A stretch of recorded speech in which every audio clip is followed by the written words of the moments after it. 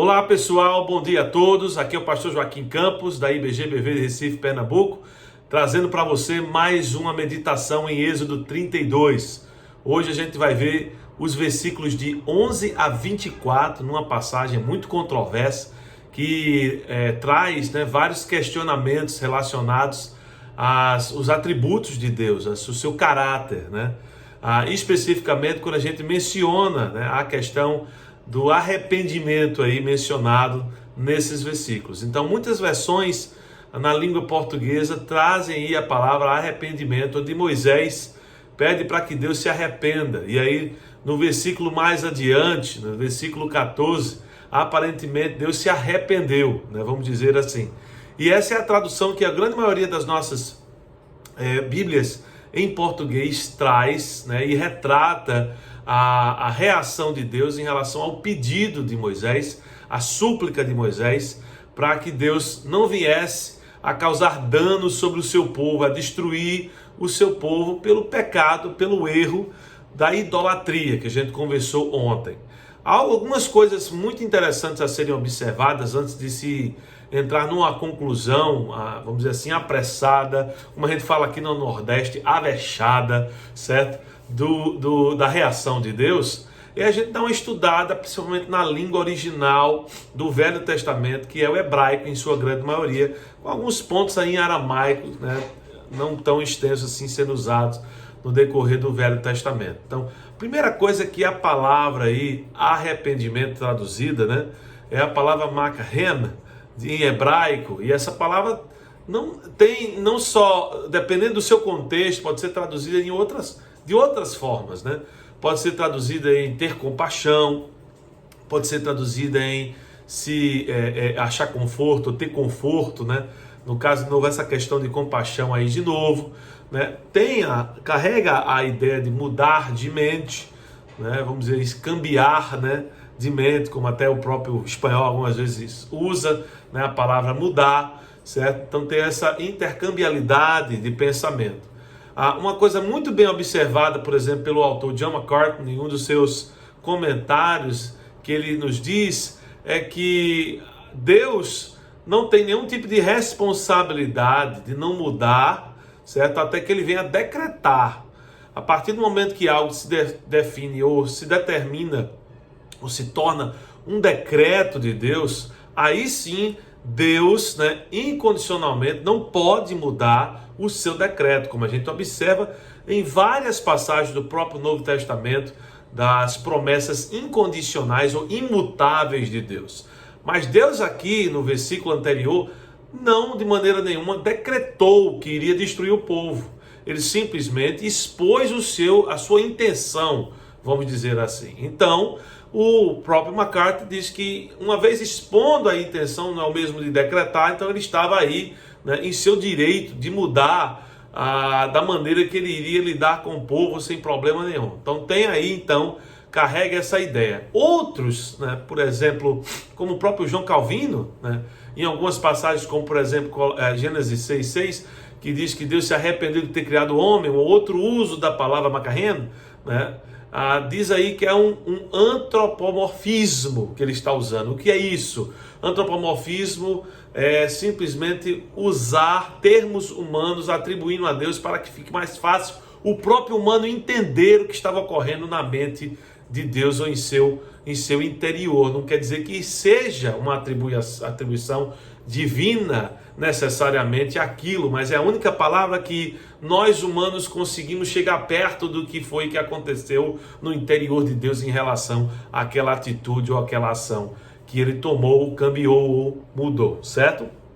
Então aí está algumas explicações em relação a isso. Eu espero que lhe convença. Se não lhe convencer, não tem problema não. Deus é Deus, você é você, e a questão está encerrada com relação a isso. Mas eu espero que eu tenha lhe dado algumas coisas relacionadas a isso. Uma outra coisa de controvérsia aqui é a palavra mal, Como Deus pode causar mal? Eu pensei que Deus era um Deus bondoso, 100% bondoso, não há mal em Deus. Então como é que aqui dá mal? É um outro, talvez eu creio que pecado, não dizer pecado, mas uma escolha pobre de palavras para se traduzir algumas dessas palavras na Bíblia.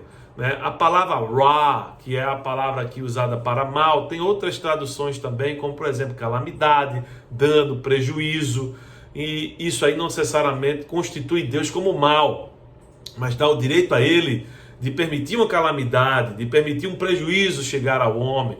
E ele está nesse direito aí de até destruir o homem em relação ao que ele veio a causar ou merecer por suas atitudes e ações. Uma outra passagem muito usada, Isaías 45, versículo 7, para aqueles que atribuem a maldade a Deus, dizer que Deus é mau, né? Erram em não ver a possibilidade de outras traduções para esta palavra. Então mantenha isso na sua cabeça, guarde este vídeo, certo? Bote um like aí, dê uma salvada aí na sua biblioteca, para que quando você ter essa pergunta, você saber exatamente como responder, porque muitas pessoas que creem ou em dupla predestinação, né? Que a dupla predestinação é a ideia de que Deus leva o homem a morrer, que Deus predestina o homem a destruição eterna e a salvação eterna. Essa é a ideia de dupla predestinação. Não conseguem conceber aí uma outra tradução para essas terminologias e acabam errando aí em suas conclusões. Ou até mesmo um ateu que diz que não pode crer que Deus exista, porque como é que Deus pode ser um Deus que criou o mal, né? Vamos dizer assim. Mas Deus não criou o mal, ele criou o bem, mas com o bem há também a criação filosófica aqui, uma compreensão da possibilidade do mal pela humanidade, para que nós fôssemos livres em nossas escolhas. Então está aí uma explicação um pouco, vamos dizer assim, filosófica, né, do que a gente tem a declarar. Outra coisa que eu queria concentrar agora, saindo aqui um pouco dessas controvérsias e entrando mais especificamente no conteúdo do que eu creio que Deus queria passar aqui com essa passagem, é essa relação que ele tem agora com Moisés e a reação diferenciada de Moisés, Josué e Arão aqui nessa passagem. Perceba que no versículo 17 parece que Moisés tinha um amigo aí com ele no monte. Não sei em que altura do monte estava, a Bíblia não é muito descritiva, mas assim nós temos aí a ideia de que Josué estava com Moisés.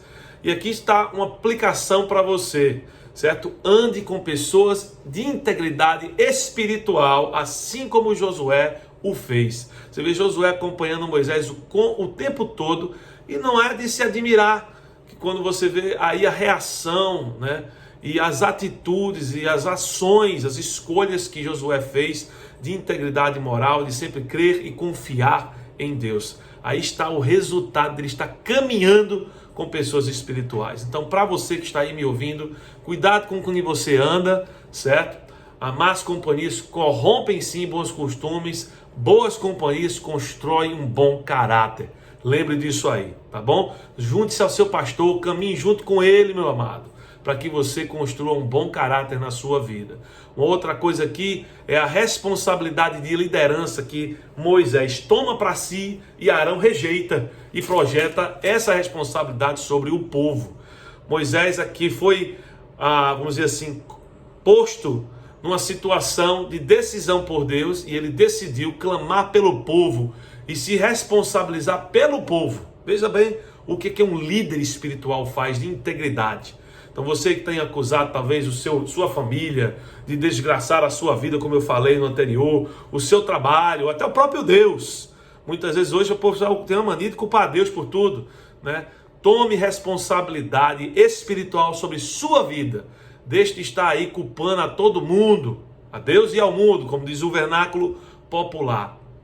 Não seja um líder pobre de irresponsabilidade, de covardia, como foi Arão, que logo em seguida culpa ao povo, né? Vai aí como quem? Adão, né? Outra coisa, Caim, né? Outros exemplos aí, e não perde a oportunidade de dizer, mas o povo é propenso ao mal, Deus, a Moisés, você tem que ver aí que eu não tinha mais o que fazer, a não ser ceder, queimar o ouro e fazer um bezerrinho, né? Agora veja a atitude de Moisés, é uma coisa meio estranha quando ele chega e diz que ele fez o quê? Derreteu o bezerro, né? jogou sobre a água e deu a água ao povo para beber. O que é isso aqui? O que ele quer fazer? Ele quer fazer que o povo tome a responsabilidade pelo que fez. É isso aí. Então, ele não veio como Arão, ele não veio a concordar com a imaturidade do povo, mas ele deu a consequência de volta. Pais, mães, me escutem se você está aí, viu? Não tome a responsabilidade das escolhas dos seus filhos. Deixe eles experimentarem as consequências. Não tome a responsabilidade do seu marido, mulher. Certo? Deixe ele se responsabilizar pelas consequências. Um dia uma mulher chegou para mim e disse ela costumava, quando as amigas, o povo da igreja perguntava onde é que estava o marido, ela dava uma desculpa, né, para o marido que não estava na igreja. Ele disse: você tem que parar disso, minha irmã. Você tem que dizer onde o safado está. Certo? Se ele ficou lá assistindo o jogo, diga que está assistindo o jogo. Deixe de assumir a responsabilidade pelas pessoas, porque elas precisam passar por esse processo para amadurecerem, certo? Da mesma forma, maridos, não tomem a responsabilidade pelas suas esposas, de não quererem crescer espiritualmente. Liderança espiritual não tem nada a ver em tomar a responsabilidade do outro dentro do casamento, dentro da família. Liderança espiritual tem a ver com você criar um ambiente propício a crescimento espiritual. Tá certo? Tirei agora você um peso das suas costas, foi, não, irmão? Agora vá lá, lidere a sua família, assim como Moisés fez, certo? Toma a responsabilidade do que é sua responsabilidade. Seja um modelo de crescimento espiritual para os seus filhos e sua esposa.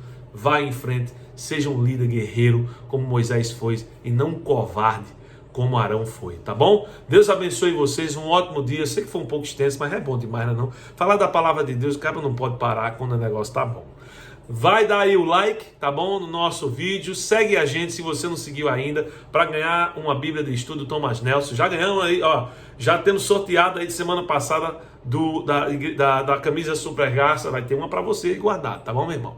Deus abençoe. Até amanhã.